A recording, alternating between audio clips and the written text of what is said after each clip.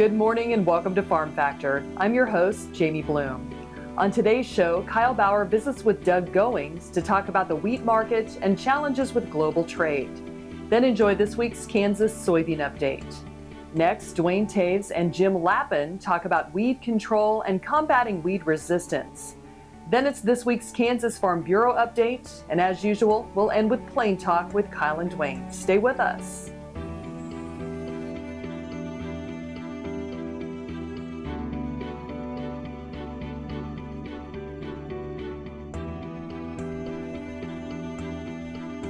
Closed captioning brought to you by Ag Promo Source. Together we grow.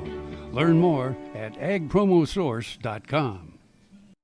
This segment brought to you by Kansas Farm Bureau, the voice of agriculture. To join today or more information, go to kfb.org or find us on Facebook and Twitter. Welcome to Farm Factor. Up first today, Kyle and Doug Goyings talk about wheat and global trade challenges. Hi, this is Kyle Bauer. I have Doug Goyings with U.S. Wheat Associates. Doug, trade has been a huge part of the wheat industry for many, many, many years and continues to be. And, of course, there's nothing in the news more than trade when it comes to agriculture right now. How are we coming out with trade in wheat?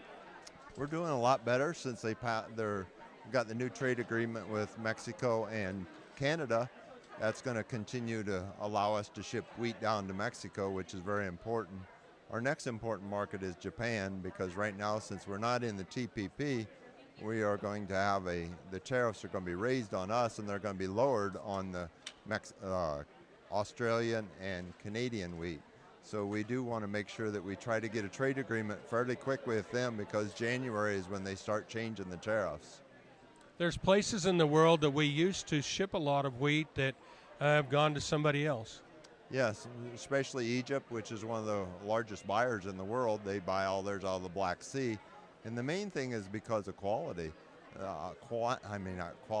Price, because they can buy it cheaper because it's real close there. But they don't concern themselves as much about quality. And U.S. has the most quality wheat in the world, and we can ship a consistent product. Whatever the buyer wants, we can usually ship that quality to them. Now, when we talk about quality wheat, what sort of parameters or what sort of things are we looking at? Protein's a big thing, and also falling numbers. And most of your millers like a consistent quality because they can set their mill one way and they can run whatever item they're running without having to change a lot of stuff.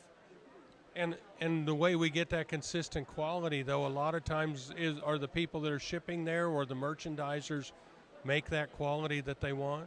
Yes, they do a lot of blending because you get all different quality of wheat in, and they have to blend it to the right specifications, because some places have a horrible crop and you can't just throw that in a boat and let it go, because they would never be able to pass their stringent requirements when it gets there. So they have to blend that off, and then the real high quality, they sell to different places. Well, and sometimes high quality too, again, if it doesn't meet the spec, somebody's got to bring it in to make sure it meets the spec. And an entire shipload of wheat sometimes may come from several places.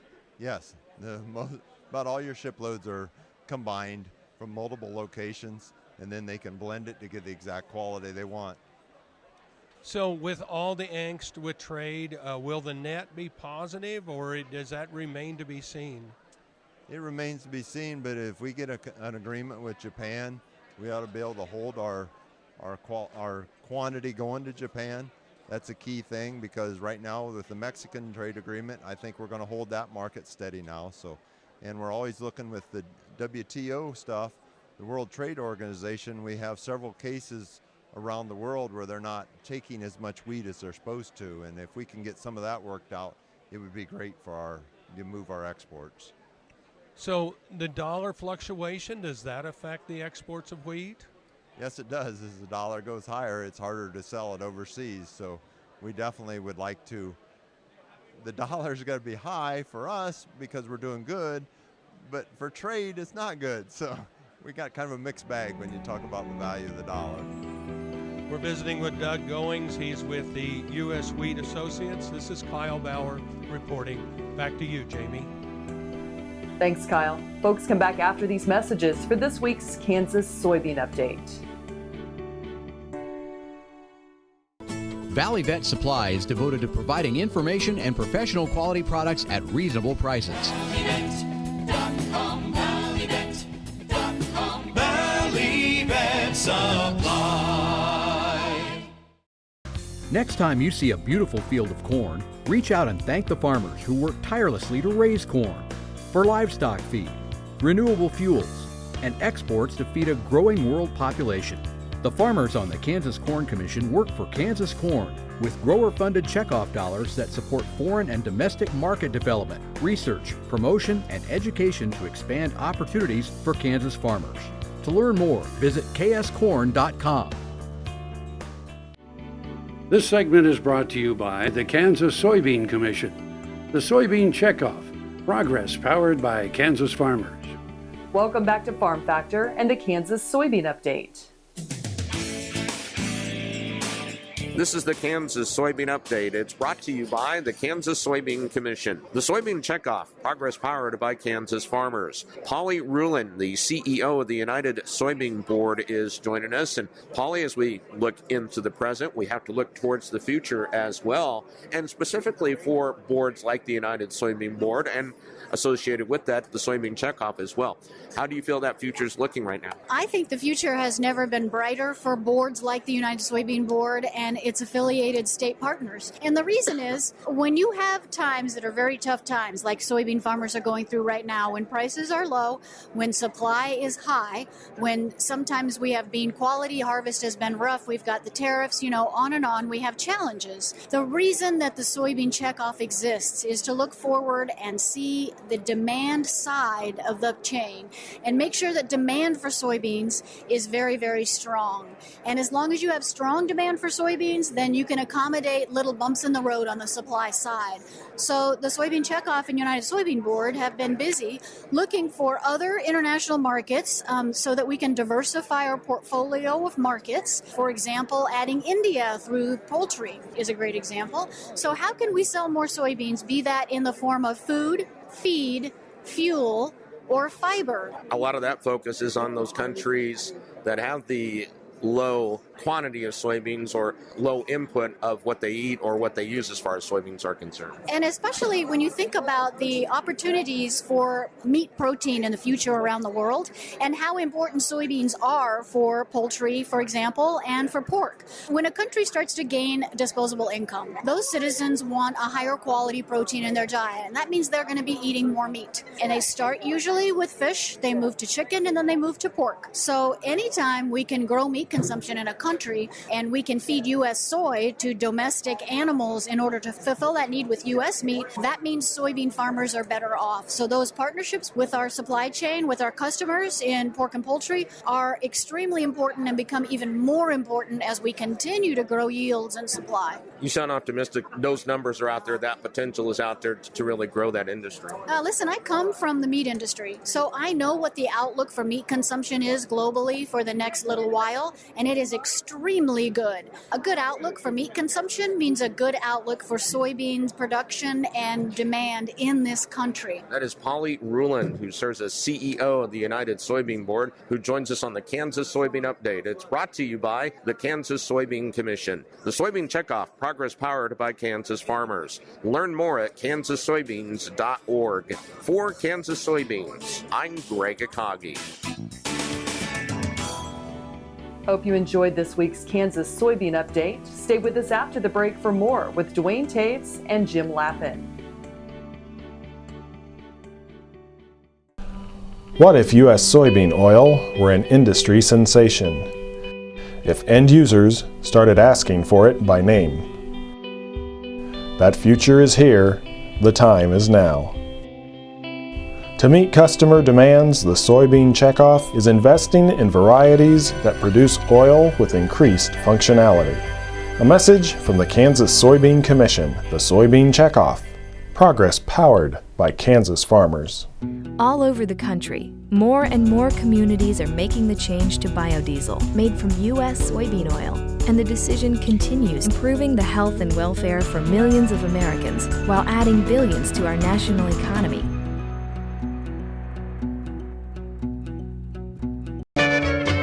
Ag Promo Source is a unique group of marketing specialists with one mission: help your ag business grow. Each affiliate has their own area of expertise, and they work together to bring you advice, products, and services. To get started, visit agpromosource.com. Ag Promo Source. Together we grow.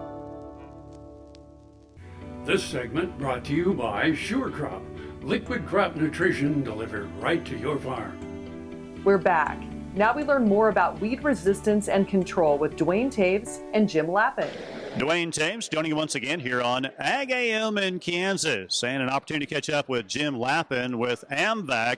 Jim, we think about row crop and production agriculture. We constantly have challenges to deal with. One of the biggest as of late has been getting good weed control. There's a number of reasons for that. Yeah, with resistance is not a new issue. We've seen it over the years repeat itself, and what happens is we overuse one mode of action, and when we've done that, we use the same mode of action over and over. It takes about 6 or 7 years, and resistance rears its head. It's Mother Nature saying, the strong will survive. And some of these weeds are very robust, they're very prolific, and they're very adaptive. So what we've been able to do is with products like Impact and Impact Z, we can talk to growers around, sit down with your trusted advisor, talk about the weed pressures you're seeing. Harvest is a great time to assess your weed control success or failures and say, I know I need to address these weeds in this area. Weeds don't move so much year to year. If you got them there this year, good chance they're going to be there next year. So when you sit down with your trusted advisor, you need to have a couple of things. I want a reliable tool. I want something that gives me some flexibility. I don't always have the same kind of open window to apply my herbicides. This last year certainly proved that point. So sometimes I may go out there with a plan pre, a plan sequential, or I may be looking at a total post program, or I may need to do some of all of those. Impact and Impact Z give you the flexibility. So whether it's a plan sequential or a plan post emergence product, if that window doesn't present itself, we have the flexibility to either tank mix with residual partners. Our Impact label allows us to go anytime from weed emergence up to 45 days before harvest. So you have a very wide window of application. So you still have a tool to go out and address the weeds irregardless of what Mother Nature presents to you. It controls 15 of the glyphosate resistant weeds out there. It gives you both grass and broadleaf control with or without glyphosate. So a lot of growers are looking at and saying, well, I'm thinking about conventional corn this year because, the traits are just a little more expensive than I want to spend. Impact gives you not only excellent crop safety, it gives you the ability to go out there and say, here's a grass control tool for my conventional corn. If I go to a traded hybrid where I can either use glyphosate or glufosinate, it gives me another mode of action on grasses and broadleaves over and above that of the glyphosate or glufosinate. So again, lots of flexibility, reliable for performance. It didn't matter where I went this last year, from the East Coast to the middle part of the U.S., from northernmost Minnesota to Louisiana, our products performed very well in this last season in some less than ideal conditions. So a grower can count on the performance of Impact and Impact Z. Impact Z is just a convenient premix of Impact plus atrazine. They have the flexibility to add a residual partner like Harness or your metolachlor type products. You can go out there and do a one-shot early post, use them as a sequential, or quite frankly, use them in a total post program. Other issues that we look at and think about, nematodes have become a bigger issue, and they're a little bit hard to understand in terms of that damage and how it affects the plant. Yeah, nematodes are hard to, they're hard to see, they're microscopic, so you can't go out and do a root dig and see nematodes. They tend to lend themselves to more sandy soil situations. The national statistic is somewhere around 17 to 20% of most cornfields are having nematode pressure. So in Kansas, we see a lot of growers that have chosen Counter granular insecticide. Counter is unique in that it's actually a systemic product, so it's applied in the furrow, but it's physically taken up as you get rainfall. It moves in the soil moisture, it's physically taken into the plant, so as that root system grows and develops, the Counter moves with that growth and gives you protection against not only corn rootworm and seed attacking pests, but also against a broad range of nematodes. Now nematodes, if they're not field wide, but where you have the damage, you can see damage up to 30% yield loss. So it's critical that you think proactively about nematodes. You can soil sample for nematodes ahead of time to see if you have a problem. If you've identified problems in your field, you can go out there with a Counter type application and make sure you're getting the best nematode control that's out there.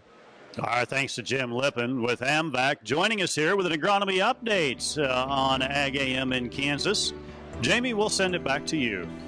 Thanks, Duane. Come back after the break for this week's Kansas Farm Bureau update. Kim Mannering with Hardy Insurance. Today we will talk about grain bin safety.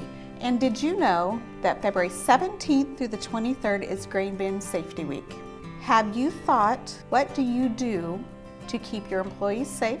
Hi, I'm Randy. And I'm Paul from PFI. We would like to personally invite you to stop by PFI, home of Boot Daddies. PFI is America's Western store, covering over 50,000 square feet. Over 25,000 boots. Visit Saddle City with the largest selection of saddles and tack anywhere. A huge selection of hats at Big Spur Hat Company in PFI Town. And choose from the best brands of clothing and accessories for the entire family. PFI, located on Highway 65 at the Battlefield exit in Springfield.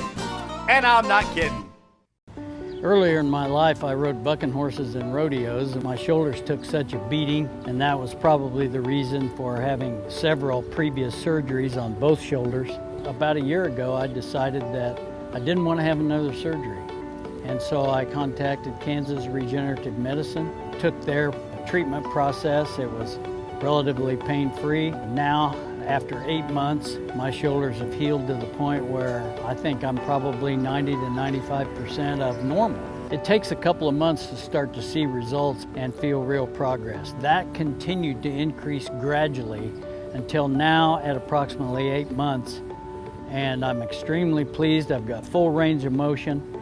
I can lift weights, I can throw, I can do a lot of things that I couldn't do without a lot of pain previously. So I'm tickled to death with the results, and I'd recommend this process to anyone. This segment brought to you by Kansas Farm Bureau, the voice of agriculture. To join today or more information, go to kfb.org or find us on Facebook and Twitter. Welcome back to Farm Factor and the Kansas Farm Bureau update.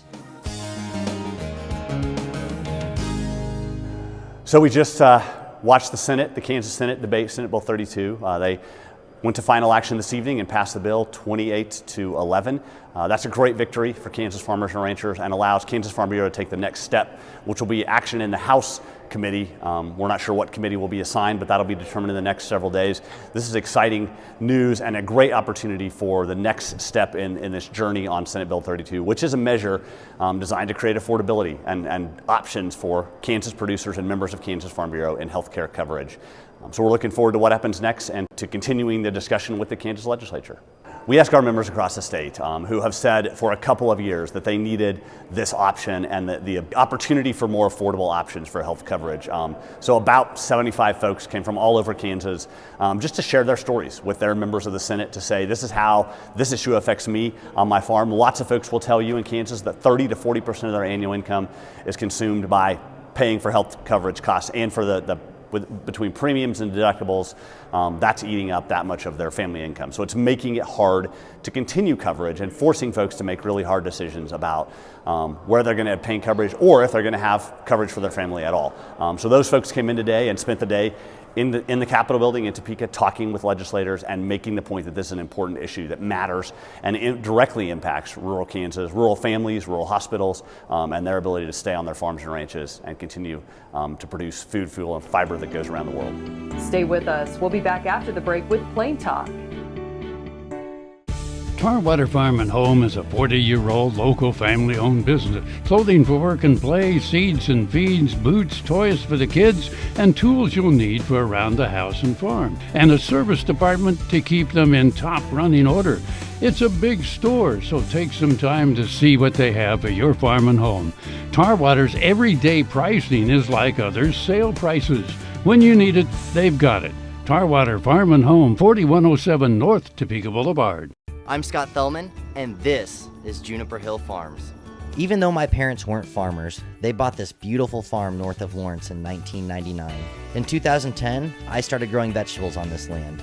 Today, Juniper Hill Farms sells produce to wholesalers, grocers, and restaurants, and is focused on growing high-quality food that everyone can afford. Watch my story and the stories of other young Kansas food producers at kansaslivingmagazine.com/meetafarmer.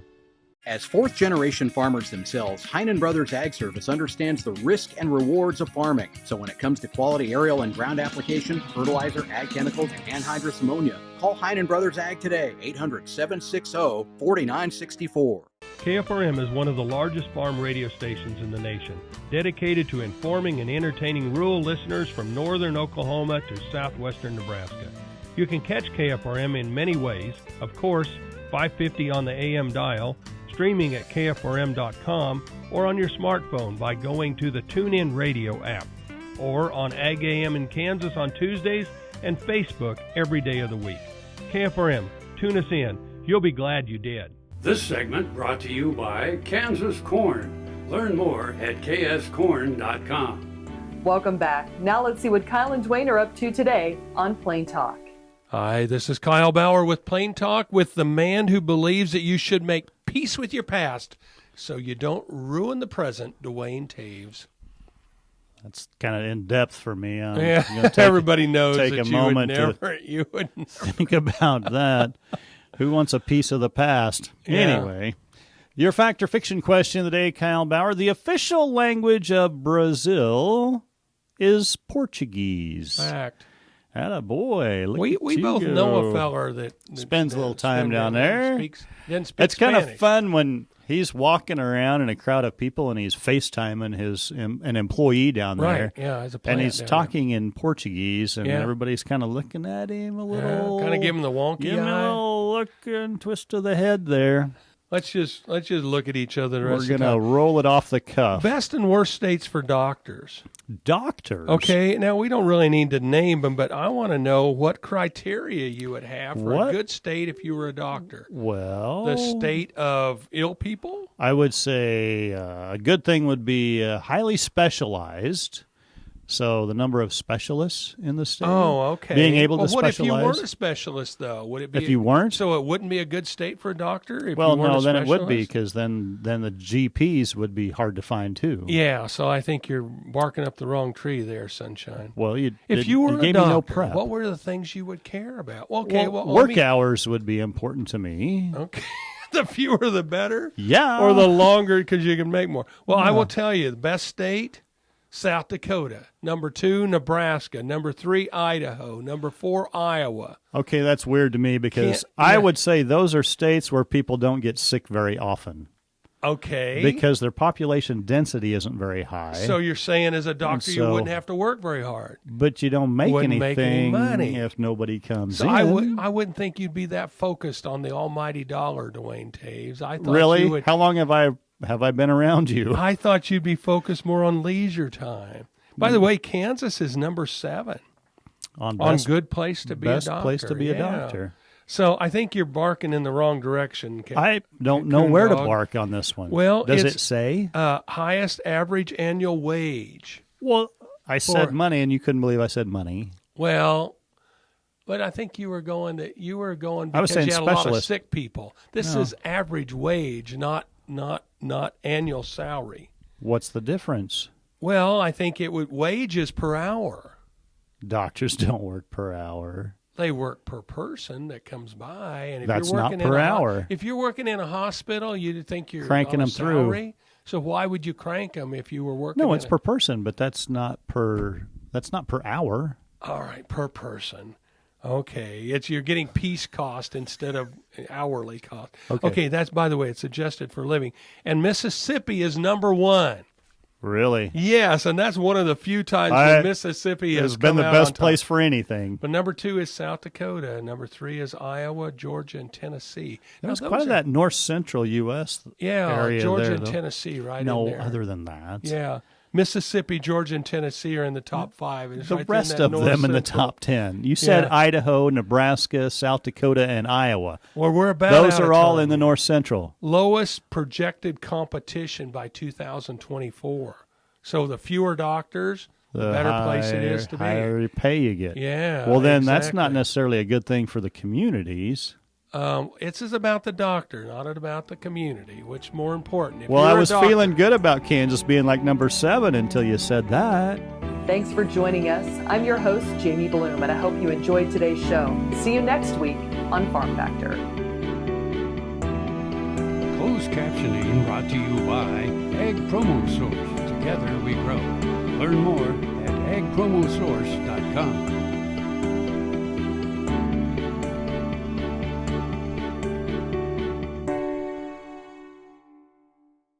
Watch Ag AM in Kansas online at agaminkansas.com.